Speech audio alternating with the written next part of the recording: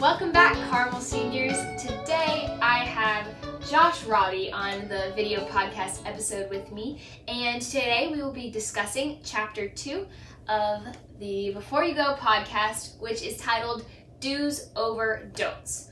So first, why don't you introduce yourself by saying your name, school, major, and a fun fact. So like Kailey said, I'm Josh. I'm going into my junior year at NC State. I'm a computer science major and also minoring in meteorology, so that's fun already. But yeah, cool. But I'm also on state ski team, which you probably didn't even know existed, but club ski team. So yeah. He told me that right before, and I was like, "You must go to App." No, They are better than us, though. They're better. Well, that's okay. It's fine. I'm sure State's better at some things than App as well. Yeah, so. sure. Cool. All right, so there's a little bit to get to know Josh, but like I said, we are going to be talking about the do's over the don'ts today. And this can go way more broad than just your life at college. As a Christian, we are called to do two things. And Josh is going to read a verse, which is Matthew 22:37-40. And he said to him, "You shall love the Lord your God with all your heart and with all your soul and with all your mind. This is the great and first commandment. And a second is like it. You shall love your neighbor as yourself. On these two commandments depend all the law and the prophets." Awesome. So basically what those verses are saying is that the two things we are called to do as believers is to love God and to love our neighbor. And those are the two do's that this chapter talks about. So Josh, why don't you go ahead and explain a little bit of when you end up doing those do's, how does that help you avoid doing the don'ts? Well, when you're looking to love God first, it kind of changes what you want to do. So you're looking at trying to please God. You're going to be trying to do all the right things. You're going to be looking at loving people and focusing less on what you want to do, thinking about what He would want you to do, and then loving others. As Jesus said, it goes along with it. When you're thinking about loving God, you're thinking about others more. You're not thinking about yourself. So those things, like one of the things for me is I like to spend time alone. Mm-hmm. Like I like to just draw back a lot of times. Yeah. But in college, living with all these people, you still can for sure, but I must want to do that now because there's so much opportunity. That's awesome. For sure. I love what you said about it changes your desires. I think that is the most important thing and the most important tip as a Christian is that you don't have to try to manufacture the want to do all of the right things. It will come as you are being sanctified by the Lord. So very good. True. What are some of the big things or little things in college that you've had to give up to become more like Jesus? So like I said already, spending time by myself. Okay. I still do that and right. still, of course, but not as much as I'd like to sometimes, just because, like I said, there's so many people around to build relationships with and to talk to you about the gospel. There's also another thing, giving up free time, because you have it's college or you're not under your parents' house anymore, so you get to decide how you want to spend a lot of your time. When I'm at school, I don't play much video games at all. Here by myself, I would a ton, but you get to spend your time however you want. And when you're loving God, it like we've said, your desires change, and so you're more hoping to glorify Him with your time. And one of the things in college is there's so many people. Like State has over 40,000 people, I think, that attend the school, and over 6,000-7,000 live on campus. Okay. And so when you live with that many people and you're close with that many people, to draw away, it's not as rewarding as putting yourself out there. Yes, I totally get that. I'm the same way too. I'm definitely extroverted, but I love my time alone, and I noticed the same thing going to college. It was really hard to find those moments. And there's goods and bads, like you said. There's so many people that you can be being a light to and ministering to, but then also the time alone is super refreshing. So it's a hit and a miss, and positives and negatives. Yeah, you definitely got to balance it, because you can't spend your whole time with people, but you need some time to yourself. You need time to be in the Word and meditate on it and pray alone. and just some time to relax. But Definitely. Yeah.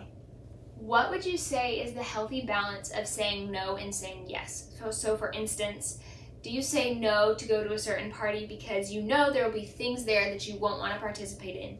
Or do you say yes because you want to be a light and you know that you do have a place there to be Jesus to people?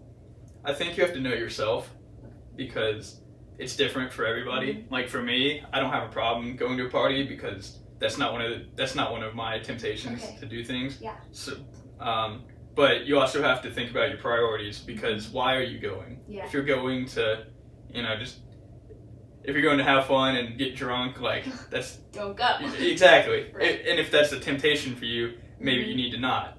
Yeah. But if you've surrounded yourself with a good group of people, so with a few good Christian friends, and you have that, and you're wanting to go because there will be people that aren't believers there, Right. because I have a lot of friends that aren't believers too. So you go and you be that person that's helping other people out because you're in your right mind, you're sober. If that's why you're going, then that's great. Yeah. Like I mentioned, I'm on the ski team. Mm-hmm. We go up for a weekend, and naturally people are partying and going Right. nuts on Saturday night. But for me, that's not a problem. Right. You just have to use the opportunities and the time you've been given and use it well. And I think that was great what you said. Some things will cause certain people to stumble that it doesn't cause other people to stumble, and so you need to recognize that about yourself, which is super For sure. important. So I love that you said that. Yeah, for the ski team, I have easy example. I went and I wasn't drinking when I was drinking water, and somebody asked me, you can just carry a solo cup around. Nobody asks what's in it. Nobody cares. Nobody's gonna judge you for that. But one guy that I'm friends with on the team actually asked why I wasn't drinking. Bang! Look at that opportunity. That's so good. Yeah. Great example. The last question I have is, how do you respond to the statement, being a Christian just sucks the fun out of life? Well, I mean, I have so much fun. Like, it's just, I have to wholeheartedly disagree there, because, like we were talking about, it changes your desires. It changes what you think is fun when you're a Christian. So, like, my apartment, I live with 3 really good friends, and 2 of us are crew leaders, and the other one leads in our church. That's another thing. Like, get involved with a church and a Christian ministry as soon as you can, and then you can flesh out. But we invented a sport in our apartment. Like, it's very related to ping pong, but it's with pans, and there's some more formulas. But like, it's with pans. Yeah, you need to try that at home. Yeah, pans and juggling balls. It's on the table. It's so interesting. Fun. That's our late night sport for sure. But yeah, like you don't have to go out and do things that are ungodly to have fun.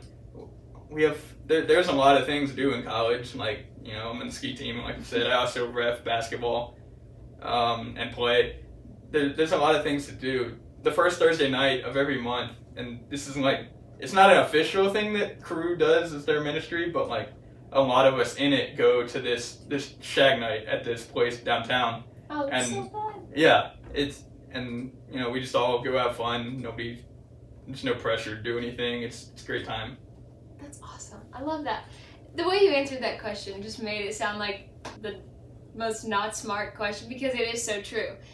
People say that all the time, that being a Christian just sucks the fun out of life. But again, like Josh said, your desires are changed, and what maybe wasn't once fun can become fun, and what was once a lot of fun might become something that you definitely don't want to participate in.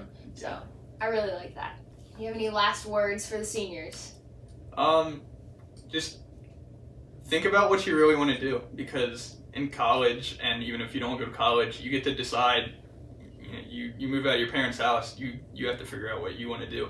And so make sure you're spending time in the Word, make sure you get a good, solid core group of Christian friends, and if you're going away to college and leaving Charlotte, find a church, find a group, because we're not supposed to do this on our own. Like, you look at somebody like Paul, and he was traveling around, spending a lot of time with non-Christians, but he was always writing back and checking in with his people. And so that's a major thing in college. Like, get your people, and then go out, spread out. What what's Pastor Alex said, I think scatter across the city and across the campus and share God's love. That's awesome. Yes.